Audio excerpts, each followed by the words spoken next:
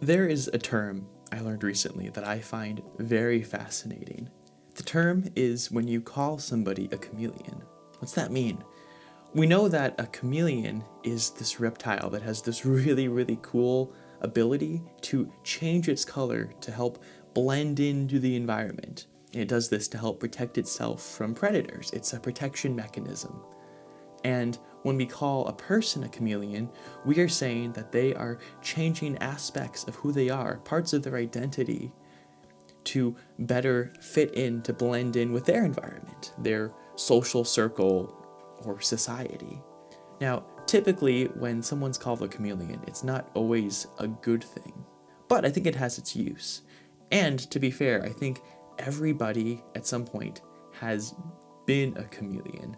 I think it's a normal thing for us to want to fit in. It's more normal to fit in than to stand out. The goal is to fit into society, not to be someone who stands out from it.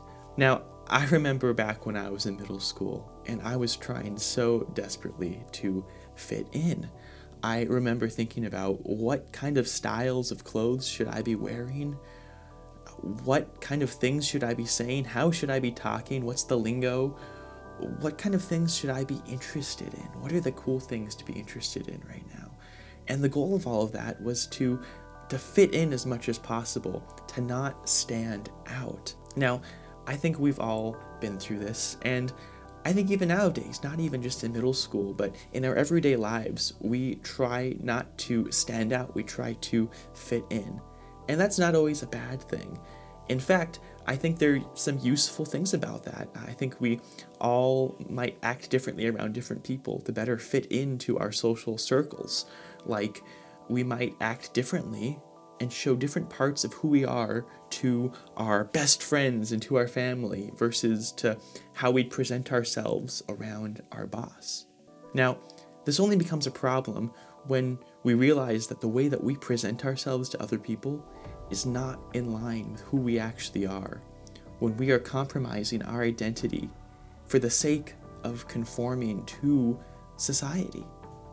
That brings me to this question: how far am I willing to compromise who I am, my identity, for the sake of conforming to society? We don't think about this question all the time, but this would have been a very, very relevant question in the times of the early church, especially to the church in Rome. In this time of the early church, if you were professing a Christian faith, you were risking being arrested, humiliated, tortured, or even killed. It was a very serious thing to be a Christian back then. This was a challenge. Do I give up my Christian identity for the sake of safety and reputation? Or do I risk these things because it's that important? The Apostle Paul addresses these issues when he writes his letter to the Roman church, the book of Romans. In chapter 1, this is what Paul has to say on this issue. Paul writes, "For I am not ashamed of the gospel, for it is the power of God for salvation to everyone who believes, to the Jew first and also to the Greek.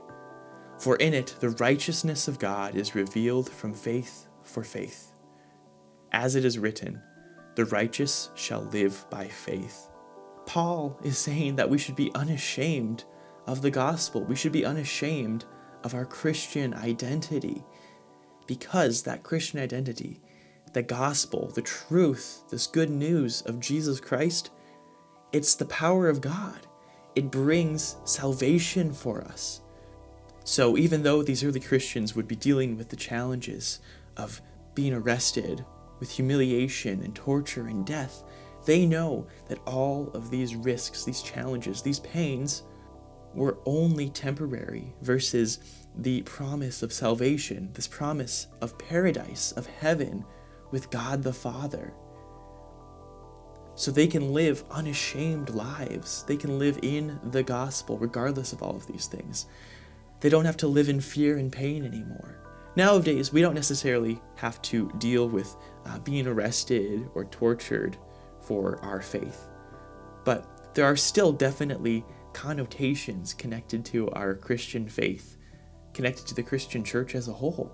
Some people see Christians as hateful hypocrites. They see Christians as those that follow way too many rules and exclude certain groups of people and accuse others of being hateful and terrible people. Now, the truth is, unfortunately, we're all terrible people. That was kind of strong, but it's true that we are all broken and sinful. And that's a part of reality that we can't ignore or hide from. But we know that when we live unashamed of the gospel, we get to live in a Christian identity where we are saved, we are made right, we are made righteous before God. So even though we live in this broken, sinful world where there is pain and sorrow, we know that through the gospel, we can live in true joy and eternal life. Here are a few questions to reflect on at the end of this devotion. First of all, in what ways do you hide or ignore your Christian identity for the sake of conforming to society? I know that in some ways we're all guilty of doing this, myself included. But here's the next question. What would it look like in these situations to not hide our Christian identity, but to live unashamed of the gospel? And how can we trust in God to live unashamed of the gospel in these situations?